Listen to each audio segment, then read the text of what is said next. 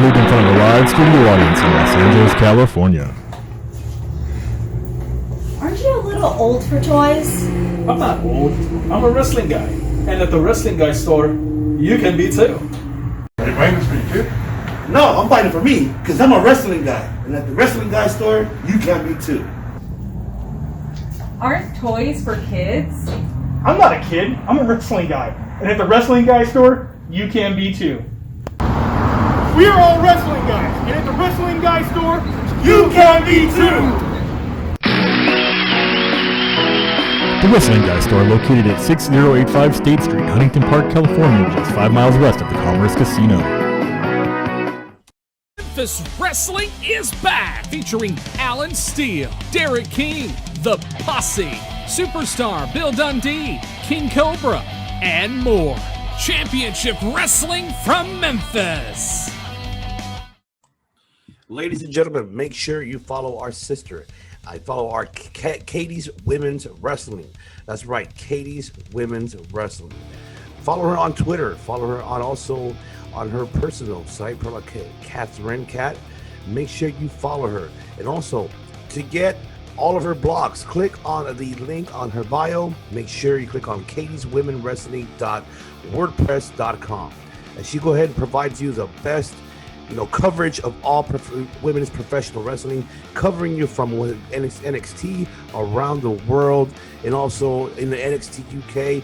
Anything you will love, everything is right here. Every blog that she writes is fantastic. So you make sure you follow her and make sure that you subscribe. You tune into her vlogs on her website, Katie's Women's Wrestling. Once again, katieswomen'swrestling.wordpress.com. Make sure you subscribe to her Twitter. Make sure you follow her. Make sure that you follow Katie's Women's Wrestling. She provides you the best quality, the best blog content for all women's professional wrestling. Make sure that you are subscribed and you tune in to all her blogs. Welcome back, ladies and gentlemen. This is part 2 of the Circle Debate Podcast, episode 41. And let me go ahead and introduce, do I have to give my introduction for this guy? I think I'm going to have to, because he was not in part 1, unfortunately. So you will have to excuse me. Well, let me go ahead and introduce this man. But before I actually do, let me go ahead and introduce, he is the owner of the Wrestling Guy Store, which, ladies and gentlemen, once again, you better go do your shopping with him, because I do. Yeah, there you go. I do. So there you go. And I have Mr. David Gomez joining us on the show. How are you, brother? I'm good. I'm still waiting for my hat. He's still waiting. You're not getting it yet. See? Not yet. Where are my cards here, man? I have to look for my card here. Oh, here we go. See, I got it right here. See, now let me go ahead and introduce this guy, ladies and gentlemen. Mic check. Okay. He is a multi-time recording artist, a graduate from Cal State Dominguez Hills, the 2018 LA Karaoke champion. He lives 1,977,000 miles from Winnipeg, Manitoba, Canada. The master disaster, the king of sting, the man with the plan, Money Mike Lopez. Ready to debate? Let's do this. Here we go. I've told you, don't leave me a negative Yelp review, okay? Well, that's up to you, sir. No, I'm just kidding. But yes, ladies and gentlemen, if you guys saw the commercial, the release commercial, everybody been dying to wait for it. Now it's out. You guys saw it. Don't forget to comment below. Give us your thoughts. And also, it's a cheesy 80s retro. You know what? It's literally it's the best we could do with the budget we had to work with, which was just our friends and family showing up, and we even got Ernie from the Wrestling Guy. I had to sweet talk him into it because he seems like a very shy person. He is. He's very shy. I'm surprised. I was just like, please. I would love to have someone that works here in the commercial. That'd be cool. And he was like, oh, okay. So he was a hard sell, but I was glad to get someone on the staff in on that. So it represented very well, I hope. Go right ahead. Let us know what you think about the commercials. It was great. They were great. I was watching it with my son, and he was laughing, and he didn't kind of understand why it was the way it was. And when I explained it to him, and then I kind of showed him some 80s stuff, he was like, "Oh, okay." Okay. What did you show him? Just like random 80s commercials? I was showing him like random 80s commercials, and then I forgot which video on YouTube they mimicked some of the 80s commercials, and I coincidentally fell on one, and I just showed it to him, and he liked it. I'm gonna have to watch that to see. Yeah. The whole time I was just thinking of what was the Full House intro? Yeah, that's what I thought of when I saw it. I was like, Full House and Family Matters. I found the font somehow. Uh-huh. I think the font was like from Matlock. Pick up shot of the store from the angled left side going kind of upwards was directly from Full House. Yeah. I was like that related Full House. And then everybody did the jump in the freeze frame. That was like the total like 80s like inspirational. The best day it is. Yeah, exactly. Like transform. Just it was super. Just I knew that I could do exactly that with the tools that I had to do it, and I didn't want to overstretch my imagination within my skill set. And no, he loved it. He loved the jump. The jump was his favorite part of the commercial. Nice. Yeah, I couldn't wait to figure out how to freeze frame in Premiere Pro with that. I was like, how do you freeze frame and then zoom in? I need to get that really cheeseball Karate Kid. And so it definitely pushed me to learn how to do what I did. It's not great quality, but I went into it with that intention.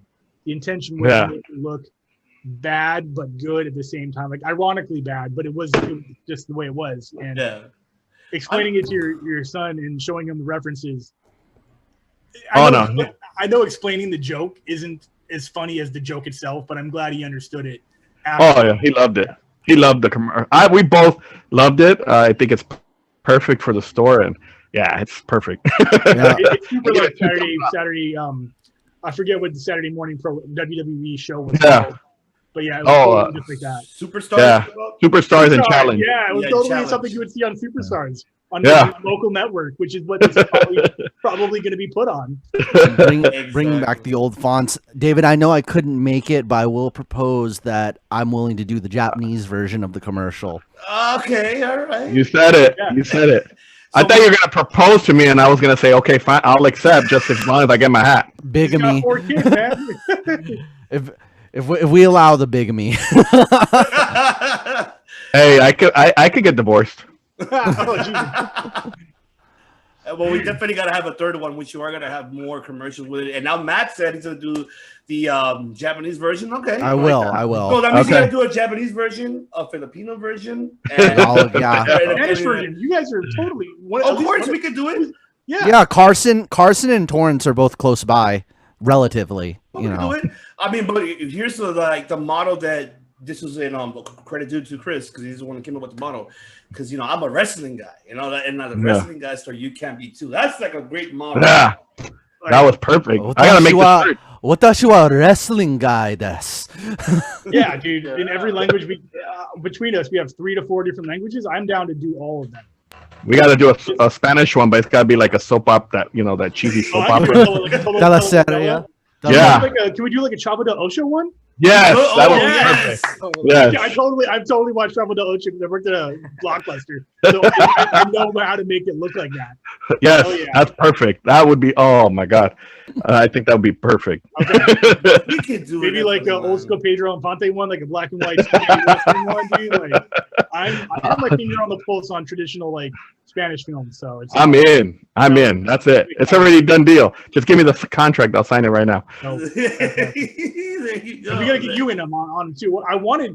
I didn't know you were not going to be there. No. You were supposed, or you took your spot essentially, but I do want you to be in them because you are. We may be wrestling guys, but you are the wrestling guy. There you go. The whole point is to get you in on there. But after tonight, Mike might take my name away from me. Oh, that's right. That's why I'm here. Why do you think he hasn't said much about the commercial? Because he's just waiting to attack. He's got it in for you, and I understand. Waiting in the bushes. I appreciate you enjoying them. It was fun for all of us.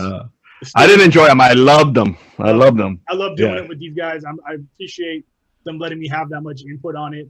Mike came up with the second commercial that we're going to show next week. Okay. Where we're showing off the actual products to the screen. That was a fantastic idea. Can't wait for the rest of the world to see that. Yeah. I can't wait to see you show up on your timeline for the wrestling guys to see people's reactions to them. Yeah. Can't wait I'm to looking forward do to seeing more that. with you, all of us, to do more for you in all those languages. Oh yeah. Yeah, but now they're yours. Those are your offspring. Put them out there, blast them, do whatever you want. Yeah. Thank you. See, now I'm gonna have more offspring thanks to Daniel Bryan. Cool. All right, man. While listening to the Offspring. There you go. No, then I might end up with 8 kids. Del Ocho. Octomom. Del Ocho, right? Tom and Kate plus 8. It was good talking to you, Dave. I got to take off, so I'm going to. Oh. Yeah, I'm sorry. he's gotta take off. You're supposed to defend me over here against Mike. You're both right. I watch both Okay. products. There's no wrong answers when it comes to wrestling, Okay. except for the main roster. So There you go. you guys have fun. Don't pull any punches, but I can't wait to watch what happens after this. Oh yeah, you got to thank watch you. it. Peace out, you guys. Thank you so All much. right. Yeah. All right. Thank you. Yes, sir. All right, CK1 is gone, ladies and gentlemen. He has to go to work. So now we're left off to this debate that we wanted to go ahead and it started on social media. It started on Facebook, ladies and gentlemen. Everything starts in social media these days. Oh, of course, Yeah. it just started. Mm-hmm. Well, I'm going to go ahead and actually discuss what happened. So pretty much, Mr. Gomez decided NXT is the best wrestling show on a weekly basis. Every Wednesday is the best show. Mr. Money Mike over here, made his comment. Oh, we got a debate about this. So now we're here. This is why the show called Circle Debate, ladies and gentlemen. So I want you, Mr. Gomez, to defend yourself right now. You're in the rest of this courtroom, but this is a podcaster's courtroom. Why is NXT better? NXT is better than AEW. Explain to the world why is it a better weekly show. Well, I'll tell you the thing I came up with, which was I agree with Chris about Raw and SmackDown. Raw and SmackDown are need a lot of help, and AEW. See, this is where I think Mike kind of got confused with me. I didn't say NXT is the most entertaining show. I said it's the best wrestling show. So there's a difference. AEW is entertaining. I get it. It's different. It is different, but consistently, if you watch the shows every week since they've gone, I guess, head to head, NXT's been the most consistent wrestling show week in and week out. They have the most consistent storylines. It just the flow runs much smoother, in my opinion. The women's division is much stronger than AEW's women's division. It's about to change. Well, with the women's division, I give AEW credit, but the only person that I credit for saving that division is Thunder Rosa. I honestly think if she hadn't come on that division, I honestly think the women's division would tank. My other problem with AEW, and I think too many fans give it a pass because it's not WWE. And by that, I mean, they bring in Sting. Oh, it's the greatest thing in the world. Sting is there. WWE brings Goldberg and they're like, oh, we're bringing in part-timers. Oh, the women aren't getting enough TV time on Raw and SmackDown. AEW puts on one match and the rest of them go on dark. So that's where I go back to NXT and I'm like, it's just a more balanced show. It's just a more consistent show. I think what hurts NXT and with AEW, which I had this discussion with somebody in the store this week, and you guys might agree with me, which is I think if NXT had that Raw SmackDown feel, I honestly think it would beat AEW in the ratings.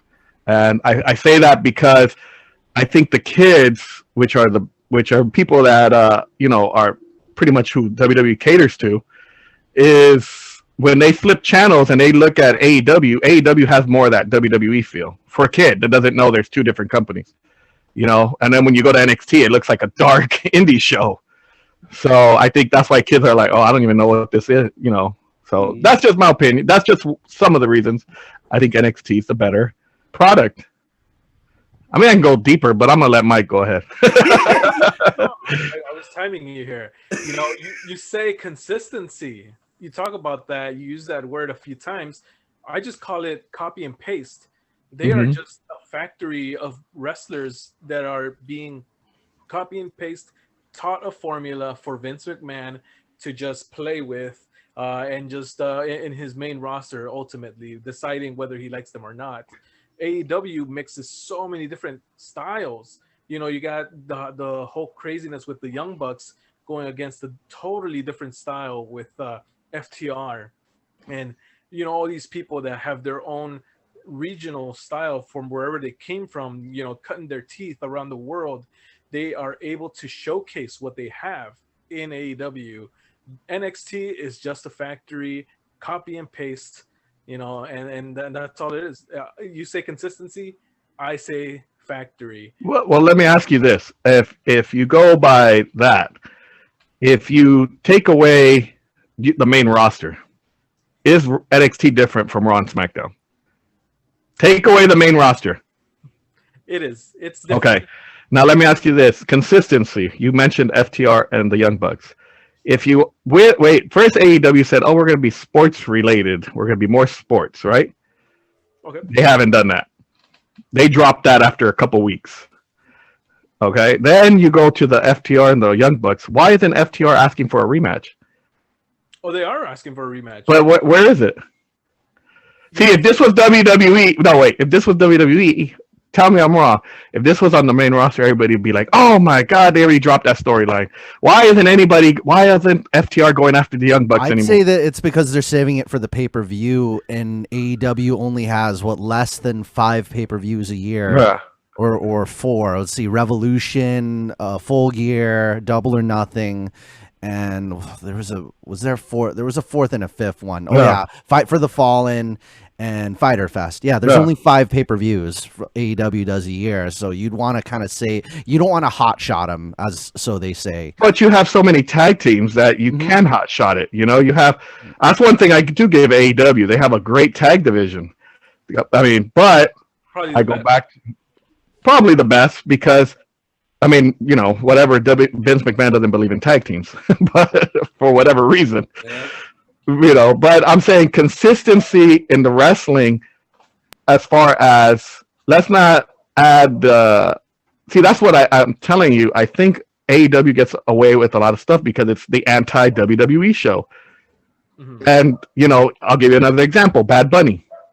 Everybody's shitting on Bad Bunny being a part of the product. But no one had the problem with Shaq wrestling Cody Rhodes. I got a problem with that. Problem with that. Yeah, you know what I mean, though? People the fans in general, you're saying. The fans in general. Sting and Darby Allin. What's the connection? So, that's what I'm saying. Like, what's the yeah, exactly. I'm just gonna bring up a fun thing that Warhorse said. He said Warhorse, based on Bad Bunny and Snoop Dogg, he thinks all rappers are high flyers now.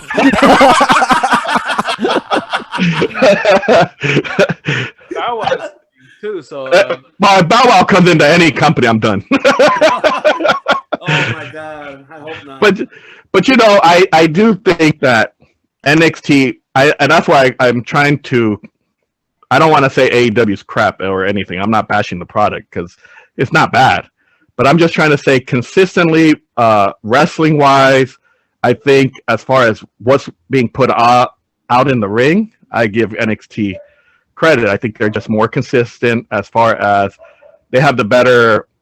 I think maybe because they're more established, maybe with some guys that have a little more experience than what AEW has. I know AEW had a lot of young guys that maybe like Sammy Guevara, he really never got too much TV time except at Lucha Underground. Yeah. So you got a lot of those guys, and maybe that's like Private Party. So maybe that's what it is, but that's why I stick to. I think that NXT is the more consistent and the better wrestling show week in and week out. That's where I stand with them. I disagree based on the whole mixture of styles. So I'll say this, like to what was said about the women's divisions earlier. It used to be AEW's biggest weakness was the women's division, but now it's going to, like, now with the recent news of all the talent coming in from Japan, I think now it's going to be its biggest strength. And you were talking about Thunder Rosa. Her biggest rival from Tokyo Joshi Pro is coming to Japan, as you could see right behind me. But Maki, But here's my question. she's considered the best. Where did I disappear? I disappeared. I did, But wouldn't that be copy and paste? she's considered the best Joshi promo in Japan all over. Like she's like the MJF of Japanese women. Basically, she cuts very like vicious, funny promos, and people are going to be tuning in. It's kind of like her phenomenon's going to be similar to what it was with China, because we'd never seen anything like her before, because she's so quirky and weird and different. Nobody'd seen anything like China. America's never seen anything like Maki. So, but that's just I won't shut up about her, but you know. He will not. No, but I'm saying you have to. But see, you're combining 3 companies to beat one company. From the beginning, they were also the C show. Kenny's always been part of DDT, because DDT and TJPW, they've always been kind of like one thing, and Kenny was always gonna like. Kenny's first company, DDT, has always been kind of like a part of them. He's kind of like their, I wouldn't say like a president, but he's like, he has a lot invested in DDT. So when AEW got started, there's going to be a lot of people from DDT coming in and out, like Michael Nakazawa and all the girls are all TJP talent pretty much. So you're going to see them in Choco Pro, which is Emi Sakura's company, Choco Pro and Gato Mauve. So it's going to be like, you're going to see everything was already combined from the beginning, you know, and everything was already kind of planned from the beginning. So it's not they're not bringing them in to beat them. They were already joined at the hip from birth, more or less. Yeah. But I'm saying you're combining with Impact and New Japan. But see, I call that giving the people what they want. Yeah, but how much more can you give the people what they want? Then, you know, if we get everything we want, then what are we looking forward to? That's why it's trickling in slowly. We're not going to see Okada within next week. They're gonna save that for later. So let me The buffet. Yeah. The buffet is giving you all these options of food, and you know, more please. Give me more food. Feed me more. But what happens when you get full? Then you go shit it out and you go. Or don't you get bored of the buffet after a while? So David, slowly, it's like Golden Corral. Shout out. So David, it's gonna be buffet, okay? It won't be Okada next week. It's gonna be more like maybe Hiroki Goto like next week, and then maybe after that most likely it'll be like Guerrillas of Destiny next week, and you know, so on and so forth. And while that's going on, maybe we'll see like Psycho Clown or La Parca or somebody like a few weeks from there. So it's like AEW is more like a station for people to kind of come in and out of, rather than like they're not all gonna be there at once to kind of oversaturate you. Like everybody's working in so many different places, circling in and out, so you don't know who's going to show up or who's not going to be there or who will be there. The element of surprise that AEW pretty is much building up or getting us, you know, back into is a surprise that WWE has not been able to deliver in years. But I go back to, how is that better in ring than what NXT is doing in the ring? So now he's about in-ring performance. That's why I keep saying it is the best wrestling show. I didn't say it was the most entertaining show. I said it's the best wrestling show week in, which to me, I feel NXT has the better in-ring product week in and week out compared to what AEW is doing. Because they're being groomed. They're being groomed for what happens next. You know, the main roster. They're being prepared for that. And yeah, I mean, I guess in a sense of, you know, preparing you for the show, you're going to be taught the style. And we've been seeing that style for 20 some years, more than that, really. So we're used to it. We've been conditioned to watch, you know, and here is something new, something fresh. But is that why you think people jump on AEW, because it's new and fresh, more than what they're paying attention to the actual, again, the consistency or the actual storylines or the actual wrestling? Are we actually looking at the crisp, or are we looking at the fact that it's new? So David, if you're talking, man, you gotta evolve. But I'm saying it's like a new toy. It's like a PS. It's like, okay, I'll give you an example. Please. All these new video game systems come out. They all do the same crap, but we all want the new stuff. And then we realize, oh, wait a minute, it's the PS5. It's just like the PS4, it's just bigger. Or the graphics are just a little better. Yeah, the PS5 sells out within minutes. But that's my point. But then the Switch comes out, and then it's the hot new thing. No, David, I'll say this about like the in-ring product. It really depends because you're looking for like because they're saying like all these wrestlers who wrestle the same. I'd say one thing if you're talking about skilled wrestlers per talent in AEW, you can think about like the strong style people that are coming in. I'd say those performers, you know, really depends on what you like or what you prefer. It's like you want the WWE style, you want the Kings Road style, you want, especially with Kenta this recent week, America finally got to see the pro wrestling Noah's Odo style and the original Katsuyori Shibata dropkick with the bent knees. Like we got to see that like twice, like on top of the table and onto a trash can. We get to see the Noah style.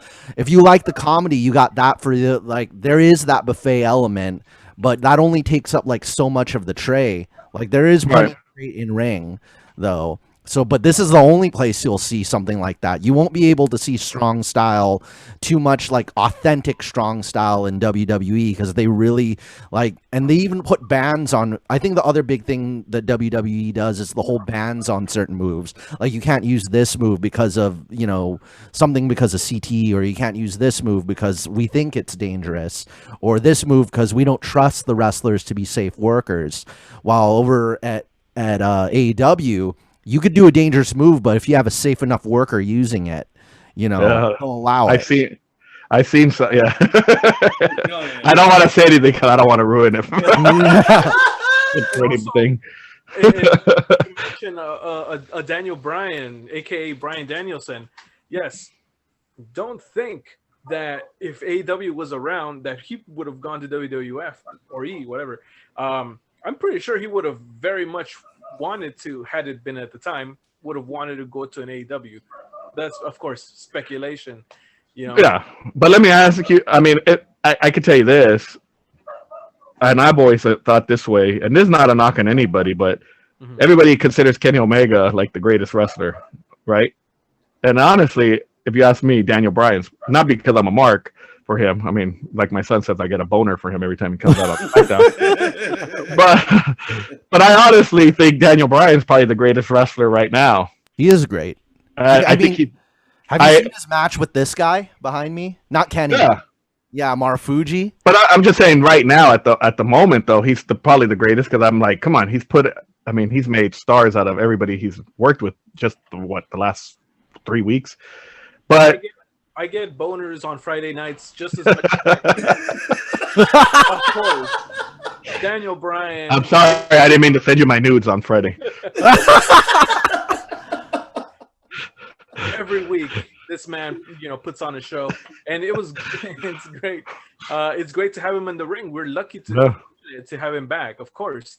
But that, you know, Kenny Omega, he's an excellent talent on his own as well, you know, and we don't, you know, AEW doesn't have Daniel Bryan, but we do have Kenny Omega. You know, what's one thing I've noticed from all our interviews is that the only criticism I've heard from Kenny Omega are from those who aren't currently wrestling. They're either people who aren't wrestlers, or because every wrestler I've asked about Kenny Omega, they have so much love for him, and I'm really surprised. Oh, I don't think he's bad. I just think I just don't think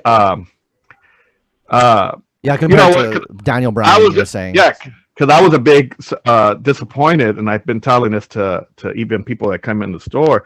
I listened to Eric Bischoff where he said like AEW is kind of flatlined, and I kind of said like I kind of see where he's coming from by saying like, you know, they've kind of flatlined, but at the same time I defend it by saying like, you know what, there's no fans in the audience, so you really, you know, it's a whole different. Even WWE, I say the same thing about Vince McMahon. I'm like, I think both companies have forgotten that you need to sell the company to the fans sitting their butts at home watching this every week. And I think neither company's doing that, in my opinion. I think they both have kind of gotten at a comfort level where they're just like, okay, with Omega, I thought he didn't have to be the AEW champion right off the bat. But I do think that they should have pushed him more when AEW first started, because I think he was the hottest free agent at that time, and I felt like they didn't follow up on that the way they should have. I think like now you're doing it, which is cool, but you should have done this before, this whole pandemic hit. I mean, yeah, of course we don't know what's going to happen. Yeah, we couldn't predict it. Yeah. But I think like, if they would have made him feel like that big name free agent at the time that they got him, I think it would have helped a lot more now. And that's why I say like, I think they dropped the ball on that a little bit. Just like I feel like with a lot of these former WWE guys, with Moxley's Moxley. I mean, I don't see how, I would have been really saddened if Jericho lost that first match to Kenny, because Jericho had that like multi-person entrance at the beginning, and I would have been really sad, because like the whole thing I like about wrestling trilogies is that like I kind of like that Kenny won the first one as a babyface. Jericho won the second one because the bad guy wins either the second.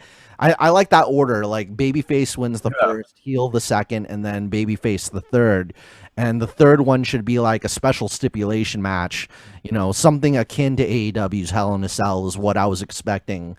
And then Kenny getting his payback on Jericho later on, chasing the title, because I like it when the babyface chases the title. So but I would have been really saddened though if it was like that way right away, and Kenny being the champion. Yeah. I don't think he needed to be champion. That's why I've told people I don't think he needed to be champion right away, because I get why Jericho was the champion, because you're trying to get AEW's name out there, and Jericho's a good way to do that. But I think like they just didn't focus enough on Kenny the way they should have for him being that big name, big name free agent, especially because up until the press conference, it was still like WWE, AEW, where's he going? Where's he going? Where is he going? And then when he finally said, I'm going to AEW, which we all kind of knew, but to the to the casual wrestling, non-casual wrestling fan, they didn't know. And to them, it's a big deal, and that's why I'm like, I feel like you don't focus enough on these guys.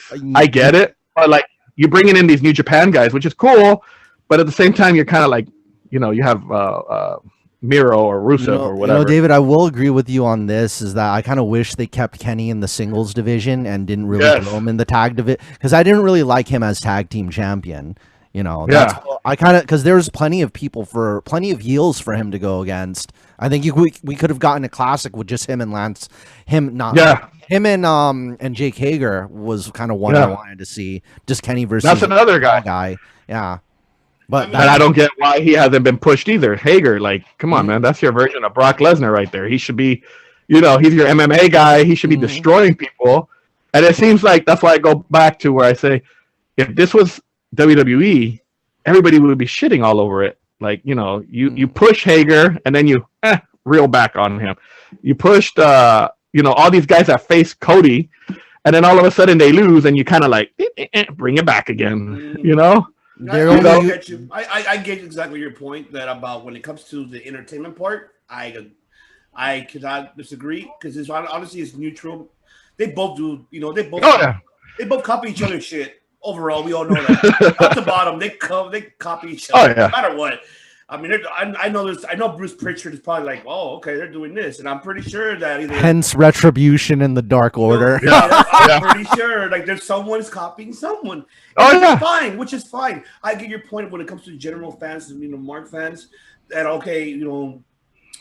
they're excited for Sting and they're not excited for Edge to be in NXT. Like shit like that. I agree. Now, when it comes to the wrestling performance in ring, it's very different. It's like how Mike said and Matt said, it's a buffet of different worlds of styles, from American style, Japanese style. We could go British Lucha style, Libre comedy. Overall, it is a different chemistry psychology that is you and I as general human beings who are non-wrestlers, because we can't be in the ring. We understand it, though, psychology. It's beautiful. Like how Mike said, Daniel Bryan, if Vince did not re-sign him, you would have seen him in AEW right now. You know why? Because he made his tour around the world where he came from. He'll start in Japan. He'll start in Ring of Honor. He'll go to even MLW, AAA, Lucha Libre, everywhere. And his final destination is AEW. Why? To face the best. I know that you're saying he's not the best, Kenny Omega. It is at this present. He is the best. You know what? That's it. I'm walking. That's it. You know what? That's it. I'm done. Well, let me finish. You don't say that to my man right here. No, but see, let me tell you one thing. Here's one thing you need to understand, that without your man, none of this would have happened. Daniel Bryan, who went to Japan, who brought all this to this, mixed it with American style. He's the American Dragon. You got to give credit where credit's due. He broke the barriers with him and CM Punk when it comes to the indie scene into WWE. Nobody believed in fucking Daniel Bryan. Daniel Bryan and Kenta Kobashi, Daniel Bryan and Morishima. Vince had to give in. He's like, fuck, man, these cocksuckers, they want Daniel Bryan to win. He wanted, come on, he was in a book, Randy and Batista at Mania. Yeah. It should have been Daniel Bryan, CM Punk at WrestleMania 30. That's what it should have been. Two of the top indies, two of the underground who actually started this fruition. That's what, that's why it's right now said that Kenny is as best current. But keep in mind your man. My man, thank you. Yes, which is, he's my man too, because I love him too. But he is the one that started all this shit. He is the one that started. He's the one that started. And also AJ. AJ's another one who's never been talked about. AJ is one of the best. And this is my top 5 best. Kenny, AJ, Daniel, Kevin Owens. And then I'll include Okada. Because I have to include Okada on that. So that's a pretty good list, honestly. I agree with that list. Yeah, because these gentlemen were the ones that paved the way for these people where we're at now. And that's why it's not for me to say which was better, everybody has their own different shit. Yeah. But I mean, when it comes to in-ring, it's a whole, like Mike said, it's a whole different buffet. And when it comes to AEW, they're taking their time, which they should, and it was a great time for them not to give Kenny the belt right away. The same with the Young Bucks. It took them a year. It made sense because why are you trying to be predictable like how Vince McMahon is? Vince is predictable at what he does. And that's what Tony Khan didn't do. Because once he started AEW, he wasn't going to give the Bucks the tag belts right away or Kenny the main belt when he was hired. Nah, they got to take their time. And they did it at the right moment. He found that door. I don't know what Khan did. I don't know what the hell he did. But he did something that nobody has done. And it's breaking open those barriers. And remind also as well, Vince did that before. He brought AAA before.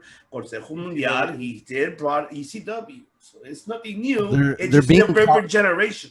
AEW is being careful not to turn their EVPs into Jeff Jarrett. Like, yeah. You don't want to. No offense to Jeff. What are you talking about? No offense to Cody Rhodes, but come on. Cody's not holding Triple H and Jeff Jarrett. Come on. Yeah, he's not. That's why Cody's not. That's why Cody doesn't have the belt right now. He doesn't want to be Jeff Jarrett. He's not hogging any belts, and he's bringing up new guys. So let me say this, and this is not an argument and no knock on Cody Rhodes, but if we are really gonna say that Cody Rhodes was not the focal point of AEW for a long time when Moxley was the champion, where you didn't even realize John Moxley was champion, and then come on, he was pretty much Triple H, Jeff Jarrett right there for a while. Yeah. I agree. I mean, I'm not with the that. promos. I agree. First guy to be in the ring with Sting. First guy to be in the ring with anybody that pretty much comes over. I'm not saying anything's wrong with that, but I'm just like, you got to build some of these other guys too. Well, how would you feel about Cody once he turns heel, though? Like, is it going to be kind of like more like Jeff Jarrett? Is he going to lean into like how the fans perceive him in a way? Because like we're kind of seeing that with Tony Khan's in-ring persona, his kayfabe persona. He's making his character based on how fans perceive him. It's like, yeah, I'm not a carny, I'm Tony Khan, and you could see whatever you want through the hidden door. So I'm cool with it. At the end of the day, I'm just like, wrestling is just kayfabe. Like wrestling's wrestling. The beauty of kayfabe. I love it, man. Wrestling is a sport that I love, man. It's a sport. Yeah, and if you don't have these debates, like, then then they're not doing their job. There you go. There you go. Right? I mean, we all thought the same, then it wouldn't be interesting at all. Yeah. I mean, I'm not gonna Cody. lie. I'm not gonna lie. I was never a WCW guy, but I do give credit to WCW. I always say like Eric Bischoff should get a lot of credit for changing wrestling, because even though he kind of killed it too, because with the kayfabe, he killed kayfabe pretty much, But I like that he made it more. He didn't insult the fans, like pretty much saying like, all right, you guys aren't stupid. You guys know that, Kevin Nash is Kevin Nash and not Diesel. He kind of blurred that line of reality. Yeah. So I always think if it wasn't for that, WWE would still be, we would still be getting TL Hopper and Mantar and all that crap. No, I have a big question for everybody since you brought up WCW. Do you think Goldberg was made in response to Stone Cold? Oh, yeah, of course. Yeah. And Gilbert. Just like you guys said earlier, Retribution is the Dark Order's answer. Yeah. Exactly. I mean, it is. I mean, it's unfortunate, but I have to agree with David. Yeah, it was WCW. I'm glad they came along and they made this rivalry Monday Night Wars. I loved it. Yeah, that's what I wish AEW, not to knock on them, but I do kind of agree. That's where I go back with Bischoff. But I kind of defend the two companies. I don't think that AEW's found what WCW did. You know what I mean? Kind of like they're different, but they haven't found that NWO, what I'm trying to say, like that blur of the line to make us be like, oh shit, this is different. It's getting there. I will say that I thought the equivalent of Bash at the Beach 96 was going to be Omega winning the title that night. When he won the title, he said, oh, I'm going to take this thing to Impact or whatever. I had that feeling of what I imagine, Hulk Hogan coming out and, doing the leg drop on yeah. I thought that was going to be it. However, I do think, and I've said this before in the podcast, where I do think that the story overall of the invasion, I guess you could say, for lack of a better term, between the companies, there's going to be a slow burn to a big event, WrestleMania like.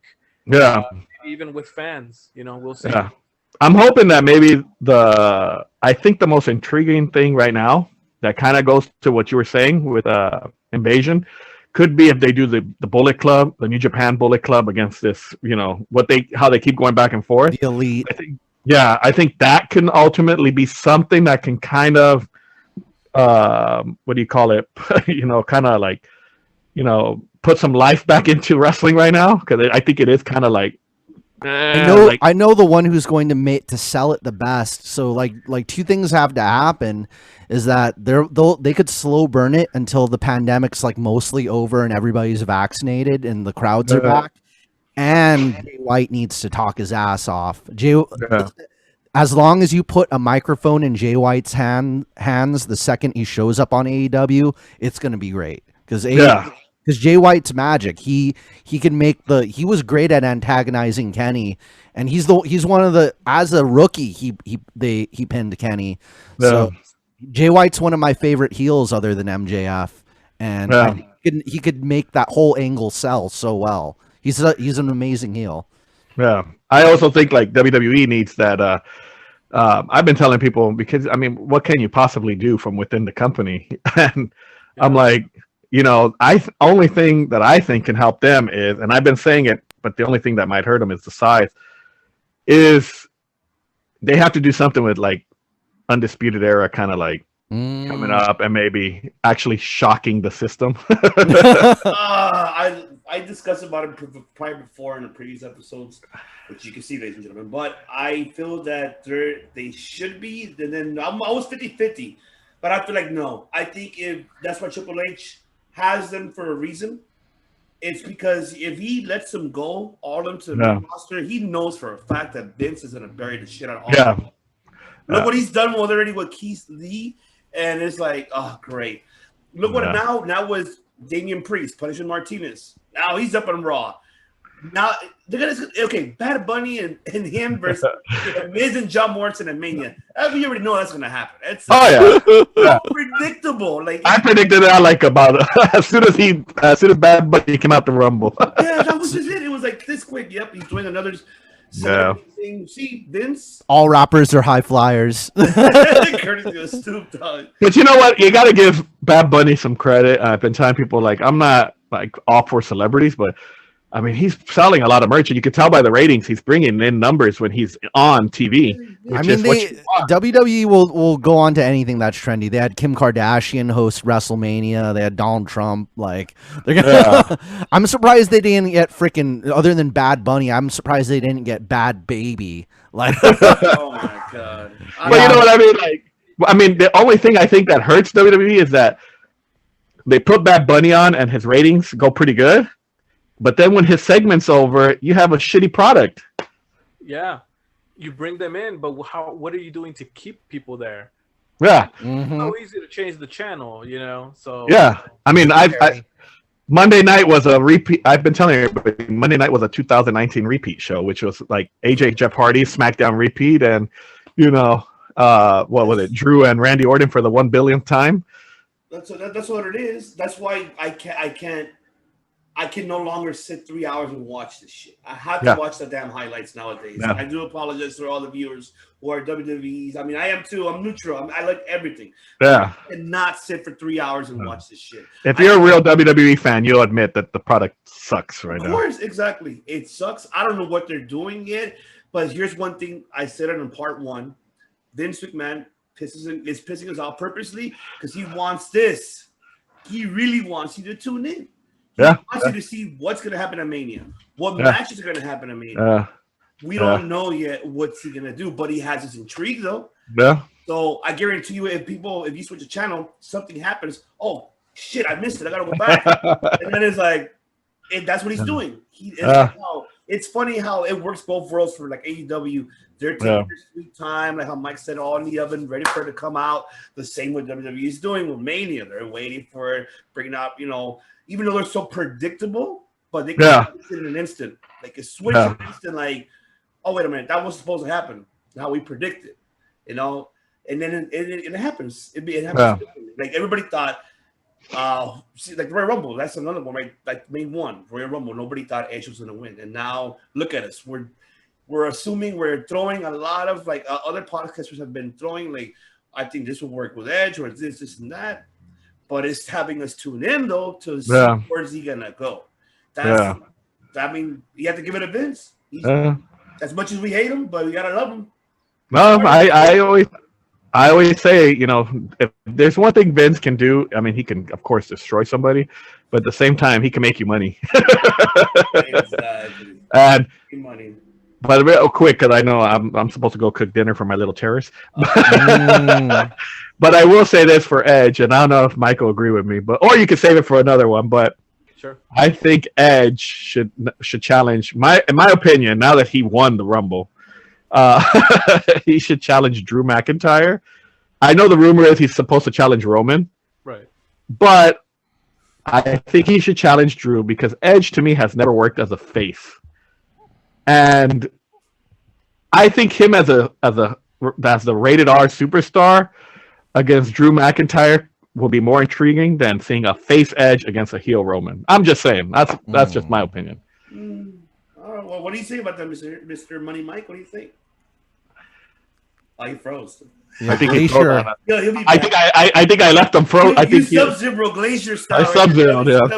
I keep making the joke that Glacier from WCW like has a feud with Mike every time. I think so. Okay, here he is. Back. All right. Go ahead. Give your response. Just hearing that made me freeze. My goodness. No, you know, okay. I agree with. I like the McIntyre matchup, not necessarily because of heel or face. Yeah. I did say last week, I think it was last week, that Edge has to lose. Edge has to lose WrestleMania, and I feel that McIntyre has the most to gain from an Edge loss. Yeah. Right? You know, Roman Reigns, he's already the head of the table. He's already the tribal chief. But McIntyre, He Yeah. definitely needs that name in his list. Yeah, I agree. The only reason I say Edge as a heel is because if they're gonna put the title on him, I just think like it would be better if he beats, you know what I mean, Drew in that way, and because he could always be that the ultimate opportunist by that's what he's known for, than beating Roman because for the same reason. But if Edge is gonna lose, then I agree with you 100% too that he should lose. Either way, I think he should go against Drew McIntyre. Period. It makes no sense for him to go against Roman because I always said the Roman storyline should be an underdog. Daniel Bryan, bro. You just want Daniel Bryan. That's what. Hey, it just makes sense. Let me have this, okay? You want Daniel to win. You want Daniel to beat Roman. No, you know why? Because if I go back to what we said earlier, if Daniel's gonna lose, fine. I think he can make Roman benefits more from beating Bryan than he would from beating Edge. But if anybody's going to beat Roman, it should be an underdog. I think I'll even go with Shinsuke. Woo! Yeah, I'm excited for Shinsuke. But I think SmackDown, where I flip it, where SmackDown is not the greatest show, but it's way better than Raw. And they've built, guys that, you have Kevin Owens, you have Big E, you have Daniel Bryan, you have Shinsuke, you have Cesaro. These guys that can actually, you would be like, okay, I could see these guys wrestling Roman at Mania. So it makes no sense to give that spot that these guys have been built up to give it to Edge when you have nobody on Raw that you would believe can even challenge Drew at WrestleMania. I'm just waiting. But I'd rather have Edge and Finn. I'll go with that. Shoot. Edge and Finn. Matt pulled me in. I was neutral about it when I spoke about it in the last episode. I'm like, okay, I'm waiting. I really see what's going on. But you know what? I don't mind Finn. I don't mind Edge NXT. Why not? Something fresh, something different. He knew he never had the belt anyways. That would be something different. You just made me pop a boner. I know you want fucking Daniel Bryan Roman. But guess what? I do. It might be either Shinsuke, Cesaro, don't let him out. Cesaro, Daniel, or Kevin Owens. Maybe Kevin Owens again. I don't mind Kevin Owens one more time. I love the storyline. Might as well. Yeah. I don't handcuffs out of it though. Yes, take the take the refs out of the way too. Yes, please. Well, I don't mean to cut you guys short. I have to go cook because they're already looking at me like that. Well, before we go, I'm just gonna let the people know, let the viewers know that if they mention Circle of Debate at the Wrestling Guy store, how much percent off do they get? We give you 10% off, or I'll even sweeten the deal. If you mention it when you buy the 2 shirts, I'll give you the buy one get one 30% off on the shirts. There you go. As long as Mike doesn't give me a negative review for the debate. Okay, we're starting again. Nah. But you know what? I'm just glad that this is like we said earlier. If we don't debate, then wrestling's not doing its job. Exactly. That's right. I appreciate you, man, for joining us. I'm glad you love the commercial, and I love it. We're gonna make more. To stay tuned for that. Oh, thank you, guys, and thank you guys for having me on. And let me know when we're gonna debate again. Mike's gonna be watching your Facebook, bro. Hey, I try to get a little heat. Little heat, yeah. White hot, red hot. Red hot. I want my hat though. All right. Well, you get a clap.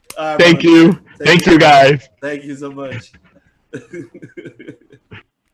All right, there we have it, ladies and gentlemen. That was the David Gomez from Wrestling Guy Store. We thank him so much, and I'm glad that you guys enjoyed the commercial. Like I said, leave your comments right below. Let us know what you thought about the commercial. We're gonna do more future ones. You heard Matt; he will do. He said he'll do Japanese. Yeah, I'll do the Japanese version of the commercial. And I guess now Mike and I gotta pray. German, guten Tag. There you go. Das ist Wrestling Guy Store. It's wrestling. But yes, man, what a episode 41. I'm loving it. Part 1 was awesome. 2 is more awesome. I love it. Before we get into TakeOver, gentlemen, I want to go ahead and let's get Mike's thought overall about AEW. We don't have to go by the card, but just let us know your feedback overall, because we already did it in part 1, but we need to hear yours. So let the viewers, hear your feedback of this week's AEW. No, I thought it was a good show. it didn't seem like it was a show that would stand out, you know, by on its own. I feel like it was the main event that really stole the show, right? The main event was what a sight to see, you know.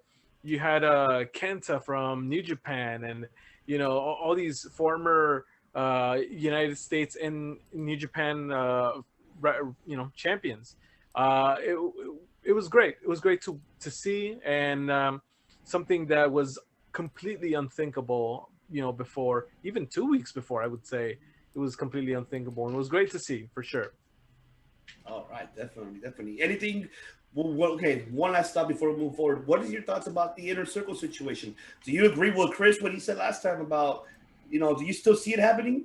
Sammy is all in, you know, he's in cahoots with MJF, and could this be in fruition now that he quit this, you know, this past week? Controlled opposition. I would not be surprised if that's where it goes. I've heard a lot of people go with that. Matt was the first one, though, that I heard. However, personally, I'm a fan of Sammy Guevara, and I would actually like to see him go off on his own and maybe beat Darby for the TNT title, or you know, stuff like that. Sky's the limit for this kid. Definitely. Oh my God, we cannot wait. One thing I forgot to mention in part one, which I want to get Matt, because Matt also is what Andy and Mike you'd like. Acclaim is winning me over. I'm saying this right now. Acclaim, I'm with you now. I'm gonna ride your boat, Mike and Matt. Acclaim is winning me over. I love it. Seeing that segment that they did on Dark, and then that little, I don't know if you guys saw it, but he did a segment on Dark. These two kids are winning me over, and I loved it. I think they're gonna be really very future. They're bright future for them, and I feel they're definitely gonna be in that title picture. Like, I mean, not very soon, but soon enough. And the gimmick that they have, I'm loving it, man. It's like shit. I never seen, you know, in the way how they clown Jericho and MJF. I love it, man. I'm with you guys 100%. Looks like I'm on board with Acclaim now. I don't care if they're heel or babyface, whatever. I have them as heels because they can. I don't know. Heels are better off, in my opinion. But all right, I want to move on now before NXT. Once again, I apologize. Very briefly, right quick, with Matt, New Japan, which what happened, the new beginning. Wow, night 1 and 2 was incredible. I would just say everybody did retain their belts. Nobody lost. We did see night 1. We did see Show losing to Hiromu. That was an incredible match. Who has not seen it, I would highly recommend it. That was a phenomenal match. I loved it. Both cards, top to bottom, were stupendous. Loved it a lot. Night 2, we did see, you know, my boy Sonata, why? Lost to Kota Ibushi. Kota retaining the IWGP Intercontinental Heavyweight. Then we see Naito coming back out again and challenging Kota Ibushi for the belt. And something that I want to get Matt's opinion about. What is this thing about Kota mentioned about combining both belts into one? What's up with that? What's going on with that? Talk to me. It should be separated again if they don't give the never open weight belt a new design. Like, if they're just going to keep the never open, like, because if the value of the never open weight title is raised, they should give it a new design, especially since it's on Tanahashi. But if they separate those titles again, you know, we have that upper mid card belt for people to compete for. And, you know, now that door's open, I think one of the things I want to see is people compete for some of the New Japan mid-card belts over in AEW. Okay. You know, one thing to keep in mind is Jon Moxley defeated Tetsuya Naito in the G1. Yes. And Naito needs to get that loss back. In addition to that, Jay White's the only one of the few people who defeated Moxley in the G1 as well. So those three people still have a lot of beef to settle. You know, and we need to see that ironed out. As for my speaking on the main event from New Beginning, Zack Sabre Jr. is not good on commentary. Just straight up. He was like, you know, even though like he was good as a heel and he's great on doing promos, while on commentary he was like, "So, what's your opinion on that move?" "Oh, I think it's called a dragon hold." And I prefer not to call it a skull end, of course. Yeah, he lost me there when I heard his commentary. I'm just like, okay. He didn't even talk most of the time. He's like, well, I It's believe. just little comments, but it's just like, what are you saying? It sucked the fun. It sucked the intensity out of the match. Like we could have sold it. If you put me there and said Zack Sabre Jr., I could have sold that match better. My God, look, he's squeezing the life out of Kota, but Zack's like, oh, it's you would have let us three as commentary, man. We would have knocked it off the park. Sitting there with Kevin Kelly, because Zack was just just little. When the commentary is not good, you kind of suck the energy out of that match. I mean, I'm pretty sure everybody was switching over to the Japanese commentary for it. Even if you don't understand the language, it's just the dramatics of it, just to keep it, oh, sugoi, majide. And then, like, his head's being slammed into the mat. Like, I'd rather have that atmosphere of intensity, especially with the way those two, this is the most muscular I've seen Kota, and then the biggest I've seen Sonata, and especially, like, very similar bodies and, like, all nearly equally matched, Yeah. Definitely. I mean, I'm looking forward. We'll see now with the next upcoming events coming in New Japan. I'm looking forward to see. And like I said in part 1, we might see the Gorillas of Destiny coming to the U.S. and in Florida. You might see them go right along with the Good Brothers and Young Bucks. That'll be something. But now that AEW's let it just prime up. Let it just. One thing I'm praying for. One thing I'm hoping for is now that the AEW and New Japan's involved. I mean, I like New Japan Strong Set, but it could be better because, like, for a big event like New Beginning, you're gonna need a bit. You can't just have it look like any other the New Japan Strong Set, that small little place. It's. I mean, they have no other option. It's like there's just the only thing they have available, unless Tony Khan allows them to use the stadium for them to do their event. Or he could just shell out some cash for just a bigger place they could use just for that match. I mean, you don't need more people in, just a different location. No, agreed. I'm just saying, like, maybe because right now Florida's kind of not, they're already open, so it's like maybe that's the main reason why. And not only that, it catches on to fans of AEW attraction to New Japan and getting to get a better understanding of it. And like how we said prior in a previous episode, it's just now, which I wanted to mention it to David, is like you have to understand that AEW, what they're doing is opening doors for other products to be seen in the States that Vince does not allow to. I'm not saying that Vince owns every network, but it's just that I'm pretty sure those promotions have reached out to Vince. Hey, do you mind if we put us out there? Like, like being a distribution. And that's what AEW is doing, is distributing other products to get their eye on too. And look how with this tournament that's happening when the women's in AEW. I love that. I told you it's going to happen on YouTube, and look good now. Mondays now, you got all the Japanese women on YouTube. I'm looking forward. I'm excited. Monday. I am not going to watch Raw. I'm going to watch the whole women's tournament. That's what I'm going to watch. Same. So Tokyo Joshi Pro in full force, you guys. And who knows what? Because what I was saying about, like, AEW shelling out cash to design the set for New Japan New Beginning. AEW could do I'm guessing AEW either has contacts or people, or they sent somebody to help set up whatever stage, rings, however that set's going to look like over in Japan for the women, the AEW Japan stage, what that's going to look like. Because I saw how WWE does, like, the Sumo Hall or the Budokan when they hold their events there. You can't mask the fact that it's the Budokan despite WWE booking in there. So just seeing it could be Korakuen Hall. AEW might have bought Korakuen. Who knows? They haven't revealed where it's at. It could be Sumo Hall. They could have, and AEW might have dressed it up a different way, and over here in LA, New Japan and AEW could use, the Wiltern Theater, or, name any venue in SoCal. Was that Long Beach arena they used for New Japan? They could even use the Blue Lake Theater here where they had bar wrestling. That'll look cool. Or the American Legion in Baldwin Park.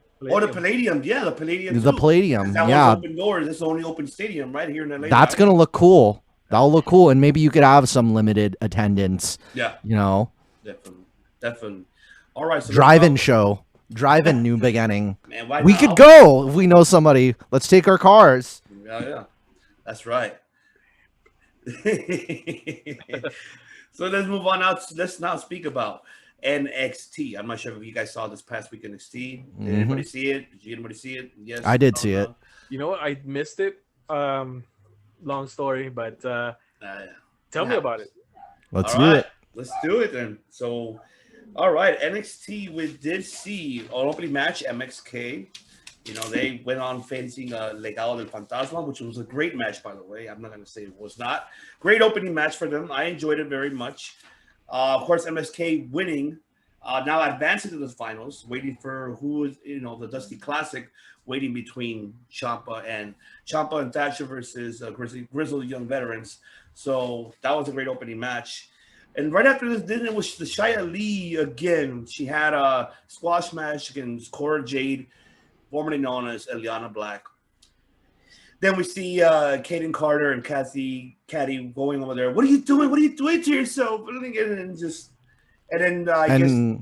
My uncle Emperor Palpatine sitting in the chair like I am and then they're having a conversation in Chinese and he's just like, no, you disappoint me. Yeah, and then she ended up attacking both of them, destroying them because she asked for it, like with the hand, how like do it, straight do it, Emperor Palpatine.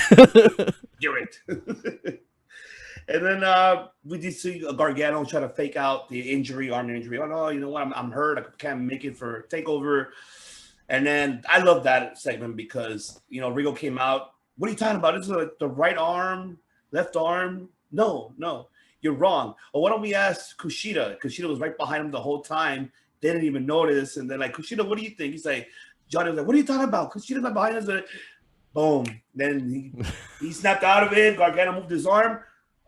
Oh, you did not. You see, your arm's not broken. Your arm's not hurt. And then boom, the match is still going on. I cannot wait. It's Kushida's time. It is Kushida's time. I'm glad that Gargano is a champ for a reason. He's making that title prestige.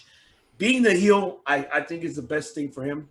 And not only that, there's eyes in that belt. You have Kushida, you have Dexter Lumis. Do not forget about him.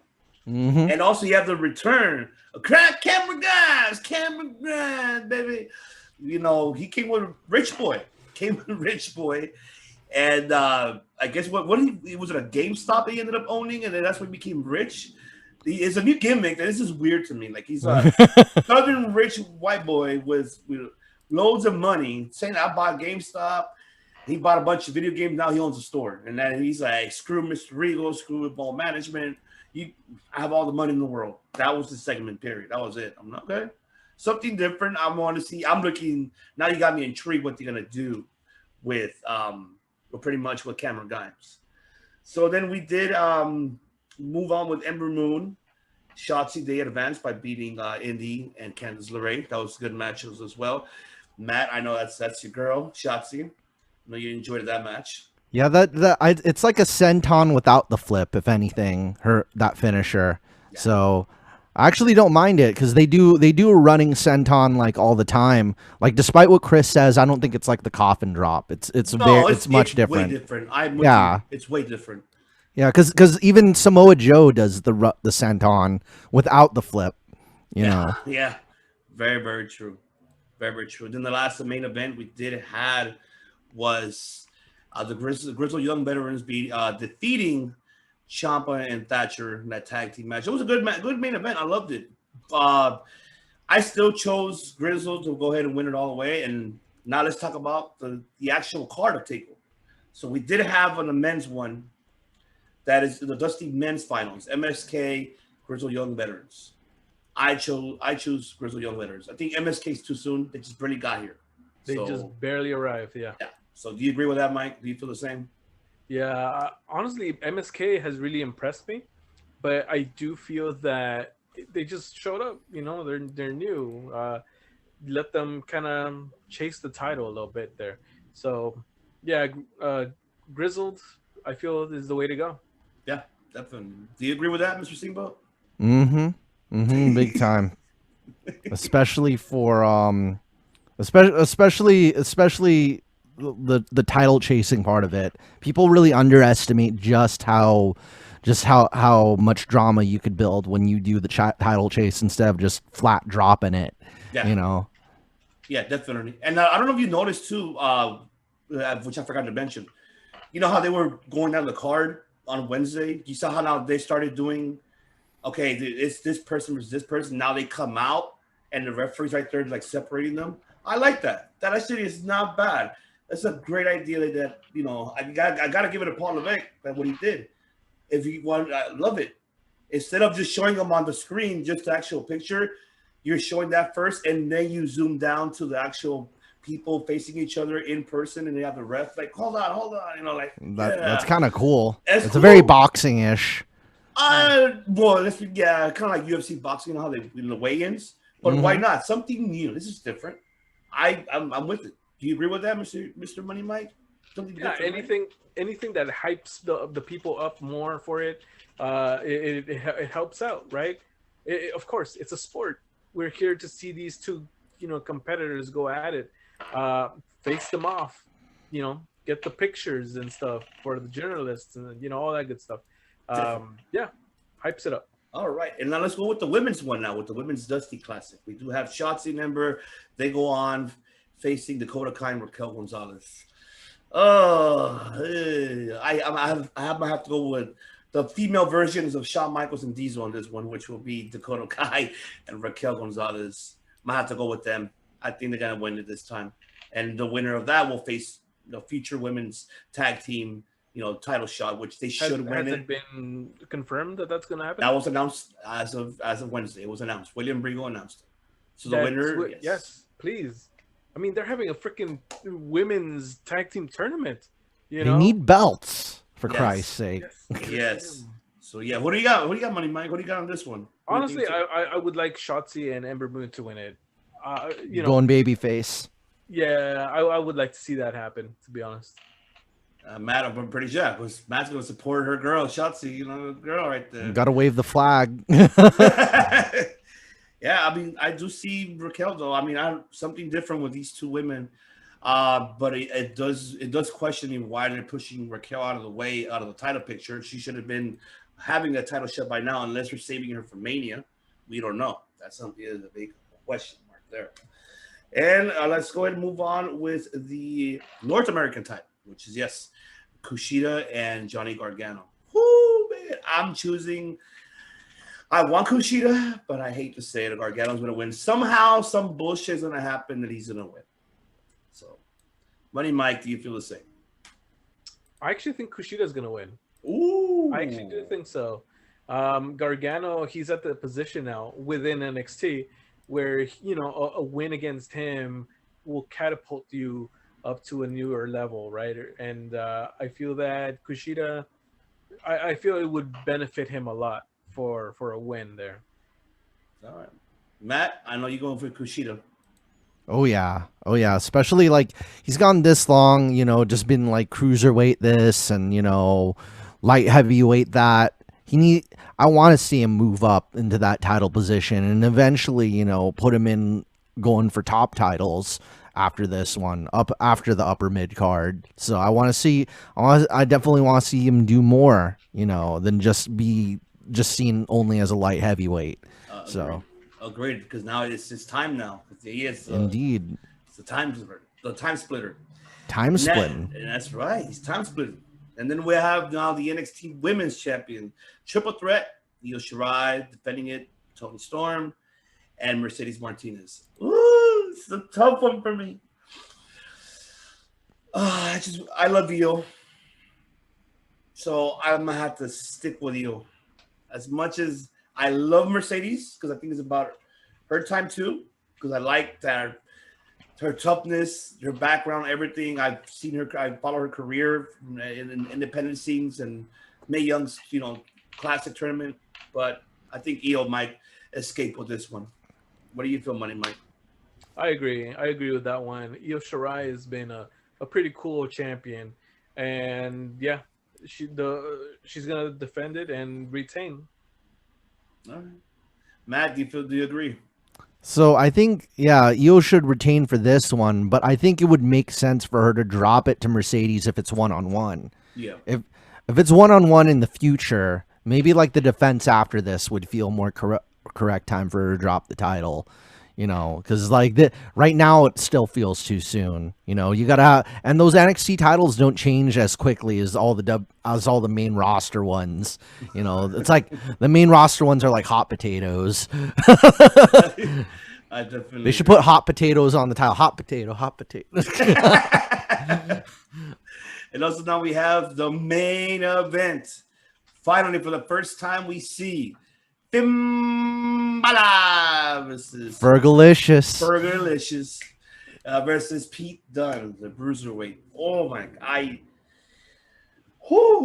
For me, I am very neutral because I love both, but I don't know who consider. I just hope Edge faces the winner of this match because whoever wins, I don't care. Will be a great fit for Edge. Balor. You say Balor. I would like to see Finn too, but I don't know, man. This is a tough one for me. It's a bit soon for the bruiserweight, but Never too soon. But the bruiserweight isn't a loser weight. Okay. I wanted to write, but I got lost. Like, shit. Lost, but you are the boss. Unless I drink a water of gloss or whatever, gloss water. That gloss water shit. Gloss, goodness. About that match, I don't think Dunn is gonna win. Finn Balor is getting prepared. He's getting prepped for a certain killer opponent in the future. Oh yeah. Yes, Karrion Kross. He is the guy. He never lost the title. More than deserves that match. If it were up to me, if I was Paul Levesque, then I would have had Karrion Kross take it right now and have Edge versus Cross at Mania. Ooh, both coming back from major injuries. In addition, I lost my train of thought. How good that idea is. Yeah, that's how. He's not just the guy; he is the guy. So I mean, wow, I love it. Do you feel the same, Mr. Steamboat? No, like Karrion, Finn. That's okay. Now I remember what I was gonna say. So it's like Karrion, if he wins that title, he will join that list of how many there hasn't been that many NXT champions that have reigned that have more than one reign under their belt. A good majority of them are one-timers that just held it for a long period of time. So Karrion gets to be a 2 reigning champion without ever really losing it to eating a pin to anybody. So that's a special position he gets to have just because of that. Definitely. 2-time champion with only being pinned once. Very true. Very, very true. And by the way, I'm looking forward to seeing Karrion Kross versus El Fantasma next Wednesday. It's official, so I'm looking forward to seeing that. I can't wait to see that one. Also, there's other things we forgot to mention, which I'm going to mention. There's a lot of pro wrestling this weekend, and also UFC. We do have Saturday, this coming up tomorrow. You do have Impact No Surrender, which don't forget to tune in on that. You are going to have Private Party in that triple threat for the Impact Tag Team Championships. You still have Rich Swann versus Tommy Dreamer for the Impact World Title. And you have that X Division that is like 8 people. I don't know what the hell they're doing on that. I'm lost in that one, but I'm going to stick in and watch it. So there's going to be a lot of pro wrestling content coming up this weekend, besides also NXT TakeOver. One last topic of the night that I want to go ahead and end it very briefly. I find it funny. The reason why I'm sorry, ladies and gentlemen. We bring WWE last because it's a joke to me. Sorry. Okay, first with SmackDown, I want to say that I did love one thing. I like how Roman, he was all calm. Why would you play games with me? Like, oh, shit. I'm sorry.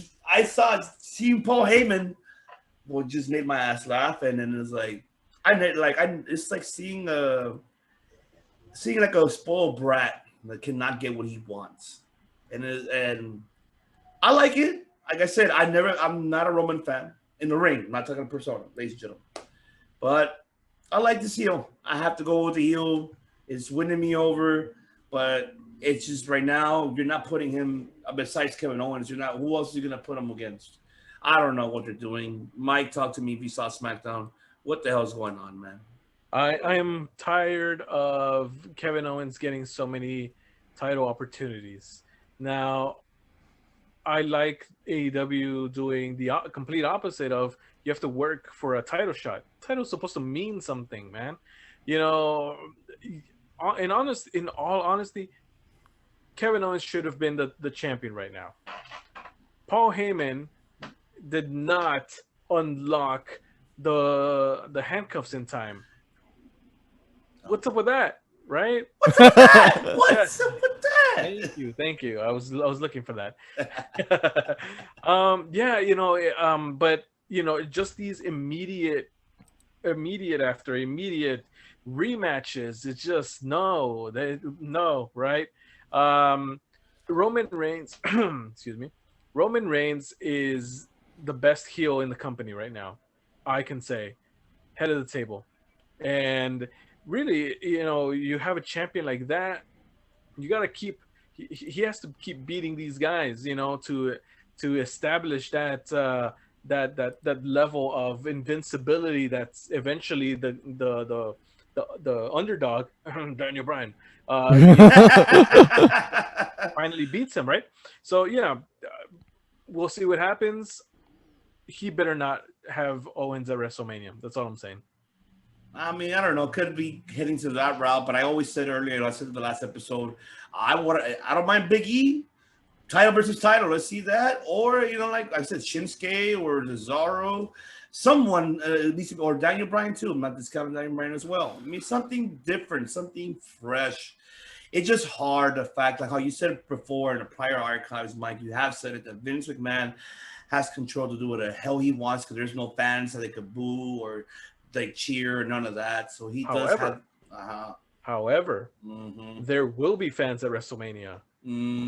So we'll definitely get a sense of boos and cheers. Just to who the fans actually like.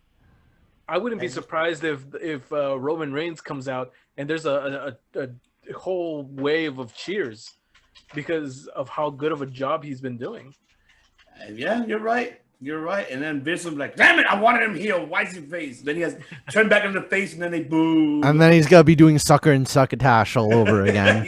So yeah, it looks like you're right. Yeah, I forgot about that, about Mania. We do have that control now. That is one day. So, I mean, that 2-day event, excuse me. But yeah, looking forward. I have my fingers crossed for Nakamura. I hope so too. I think everybody said it. Every podcaster has said it that Nakamura should have won against AJ. If it's not him, it should have been Asuka.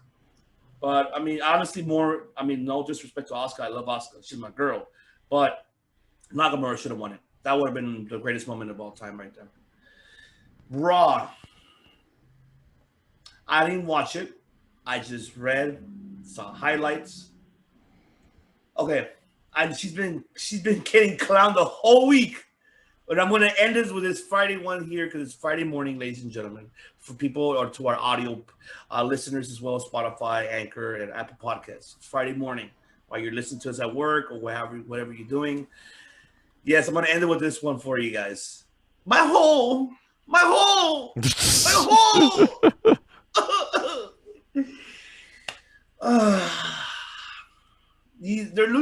Yeah.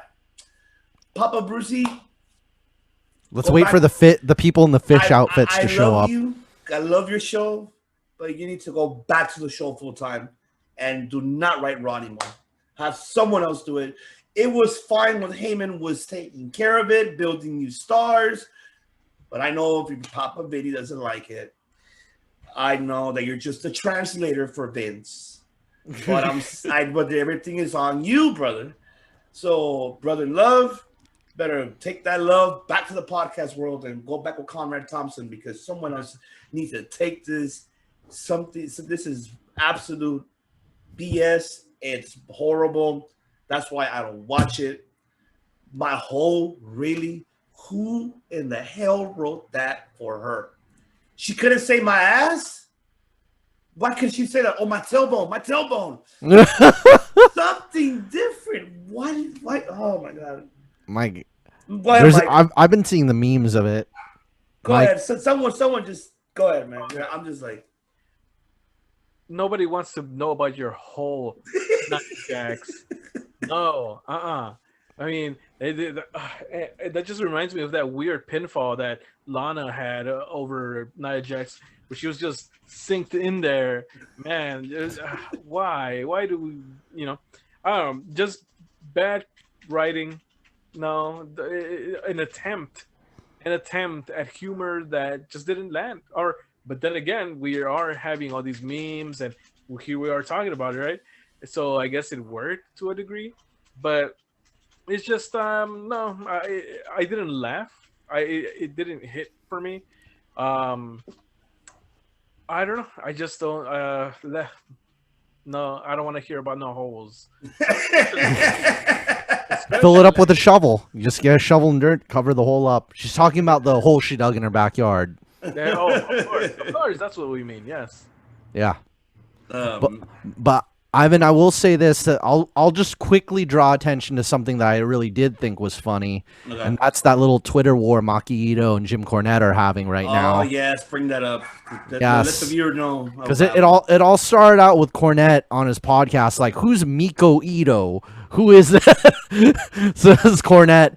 And then Cornette's like, she calls herself the god of love and piss. What is this? You might as well get used to be calling yourself the shit deity. And then she's like, I am the deity of shit. She posts, and it's her covered in chocolate. And then Cornette's like, that didn't take long. And I'm like, fight forever. Fight forever. I don't think Jim Cornette wants to fight with Maki Ito on Twitter, man. That's gonna be a Twitter war that he would not win. I'm sorry. I love It's so Jim. crazy. I love Jim because of his knowledge of everything, but he will not win against Maki Ito. Maki Ito will agree with him. It's like, what happened? I am the deity of shit. So what?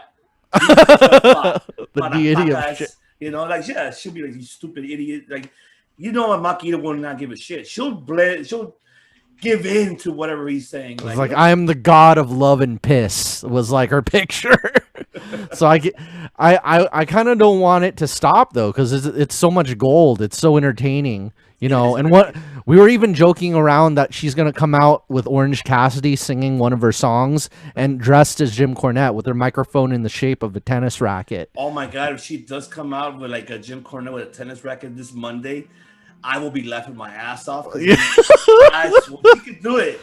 If this Monday she comes out in that tournament dressed like Jim Cornette and with the tennis racket, she won me over already. I mean, she won me over already, but this was a next level win me over. So those who... I'll just go ahead. Yeah, go for it. There is a reason why or I'm sure there's a reason why she was booked for YouTube and not TNT, because things that national TV probably will not allow. So that's what I'm looking forward to. I can't wait. I hope she wins the finals and he comes to the US, because her versus Thunder Rosa Part 2. We're waiting. There's a backstory there. Or her Britt Baker. I don't care. Her and Britt. Anybody. I want her here in the US, and she's gonna. Oh my God. I'm really happy and surprised how quickly the audiences in the U.S. have taken a shine to her, and how much, like, over the past, ever since the last time we talked about her, 5,000 new Twitter followers. She went from 99,000 to 105,000 in that amount of time. Yeah. And let's see if this picture will come up well. If you guys didn't know, she's actually part of this pop group called Toki Woikeru, and that's her current pop group. And let's see if I could pull it up. And one of my there she is. This is her current pop group. So my joke is, on Monday she's gonna come in with all members of her pop group, and they'll all be dressed like Jim Cornette. Oh my God! I swear, dude, if that happened, Maybe dress two of the girls up as Vince McMahon in the Stand Back video, where he's like, stand back, doing that dance. Maybe one of the girls could be Hulk Hogan. I don't know. We'll definitely have to wait and see. Only AEW could do something this amazing. Vince, like, Japanese music, the hell's that? I don't want that. Once again, ladies and gentlemen, thank you so much for tuning in for episode 41, part 2. Yes, this has been both long shows, but we loved it because there's so much wrestling to cover. And then we had to have this debate. We needed to have David Gomez and Money Mike because this was a Facebook social media war, and I'm like, it has to happen on the show. And the world of wrestling gets bigger and bigger by the day. Ooh, yes, day by the day. Wait till China and India and Kazakhstan and the Maldives, Madagascar, Antarctica. Exactly. We cannot wait of what all this is. It is so great to be a pro wrestling fan right now, and I'm glad that we've been fans for quite some time. We're glad that we still are. And for those of the new ones, you haven't seen nothing yet. So wait until you just have to wait and my mic says, hey, let us come out of the oven and hey, that's what you get. But yeah, so once again, ladies and gentlemen, thank you so much for tuning in, and also to all of our social media. So don't forget to subscribe to our social media platforms: Instagram, Twitter, Facebook. We have a Facebook page. You can talk to us. You can talk to Money Mike. You can talk to Matt. You can talk to Chris or myself. I mean, you never know. But I'm more on Twitter. If you want to catch me on Twitter, I'm more on Circle Debate Twitter and on IG as well. And also, don't forget to follow us on Spotify, Anchor, and Apple Podcasts, to all of our our audio platforms as well. And tune in next week. We will be back, and we'll go ahead and discuss the outcome of what happened in TakeOver, Impact, and more pro wrestling news, and the women's tournament. So much. So don't forget to tune in. Once again, this is your host, Devious One Ivan C. Here we go, mi familia, the D-Generation West. D-Generation West. Courtesy of Dirty Heels. The faction, La Facción, with Mr. MGC, Bray Wyatt Steamboat. There you go. Where's the clapper? You gotta make it clap. There you go. Oh my God. Matt wears a lot of hats, and that's what he does. He likes to make people laugh, and he does make you smile. So turn that frown upside down. You got Mr. MG. Not sideways, because we can't show that on TV. And also we have, of course, the King of Sting, the Master Disaster, the man with a plan. It comes with a 1-2 hitter quitter on David Gomez today. So that was a hell of a debate right there. That is Money Mike Lopez. Saying to you guys, have a great day. Enjoy your Friday. Enjoy your Valentine's weekend. And we'll see you. Don't forget, this Sunday we'll see our top 5 best King of the Rings. We'll see you this Sunday. And we'll see you tomorrow, Saturday, with the Snipes interview. So stay tuned for that. Have a good day, everyone.